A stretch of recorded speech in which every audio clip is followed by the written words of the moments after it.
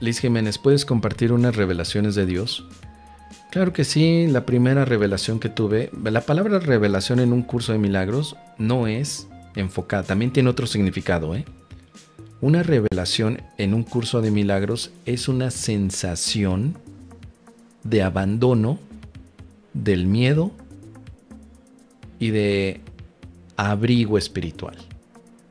Porque la palabra revelación de manera tradicional significa que se te da información de algo que humanamente no es posible.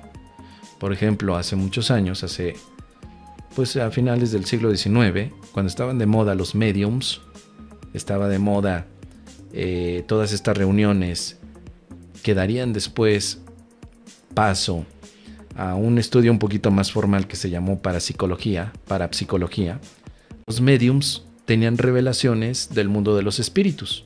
Entonces una persona se ponía en estado de trance y empezaba a tener una revelación de un espíritu que hablaba acerca de cosas que quizá no estaban disponibles como una información popular, ¿no?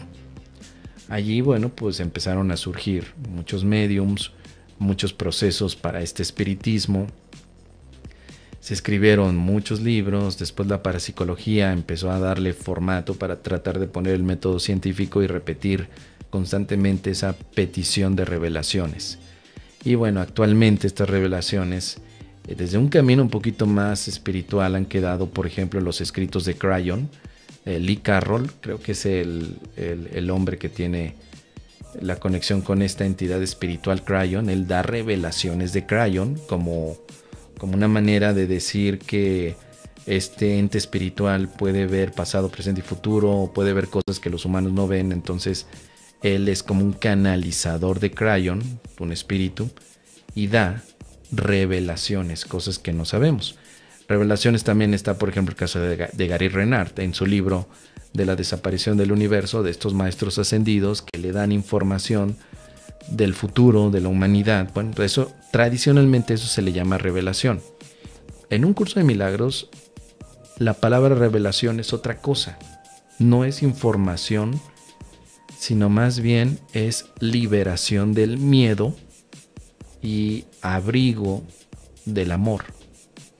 Entonces, mi revelación fue que en una ocasión, cuando yo estaba estudiando el curso de milagros, leyéndolo, estaba en una cafetería, estaba en un Vips de la Ciudad de México por la noche, estaba leyendo el libro y mientras lo leía llegué a la parte en la que se habla de la paz de Dios. Es la pregunta, que creo que es la pregunta 25 o 15, no me acuerdo, que está en el manual para el maestro. ¿Qué es la paz de Dios? Y a medida que yo leía esta pregunta, yo tenía unos deseos ardientes de vivir esa paz. Yo decía, esta paz que viene aquí descrita en el libro nunca la he vivido, jamás, pero sí me encantaría vivirla. ¿Qué necesito para vivir esta paz? ¿Qué necesito? Y en ese instante sentí que solo requería hacer a un lado toda mi ansiedad y solo escoger la paz, así, muy simple. Y dije, deseo con todo mi corazón sentir esta paz de Dios. Y en ese instante las cosas cambiaron completamente porque sentí que mi mente se disparaba o se abría, no mi cerebro, sino algo que identifiqué como libertad total. Me sentí por primera vez en mi vida libre, no como persona, no como hombre, libre como ser espiritual. Estaba tan impactado que estaba tomando el café, lo dejé a un lado y miraba alrededor a todas las personas que estaban también cenando, las meseras que servían café, el estacionamiento, el parking donde estaban todos los automóviles. Todo estaba muy limpio, todo parecía como si hubiera sido removida manchas de mi visión y veía todo incluso hasta con cierta nitidez, cierta brillantez. Yo estaba en un estado de tranquilidad absoluta, no sentía miedo, no sentía prisa, no sentía que las cosas valieran, sino que todas valían igual. Fue una sensación que yo creo que en ese momento me curé de la soledad, para siempre. Fue el día en que llegó la paz o la revelación a mi vida y nunca se ha ido. Esto pasó en el año 2009. Desde ese entonces, esa revelación no se ha ido de mi vida. Está ahí. Obviamente la experiencia terminó porque empecé yo a preguntar mentalmente, ¿qué está pasando aquí? ¿Es esto la revelación? Y empecé a escuchar al Espíritu Santo. Oí una voz que me dijo, sí, esta es la paz de Dios.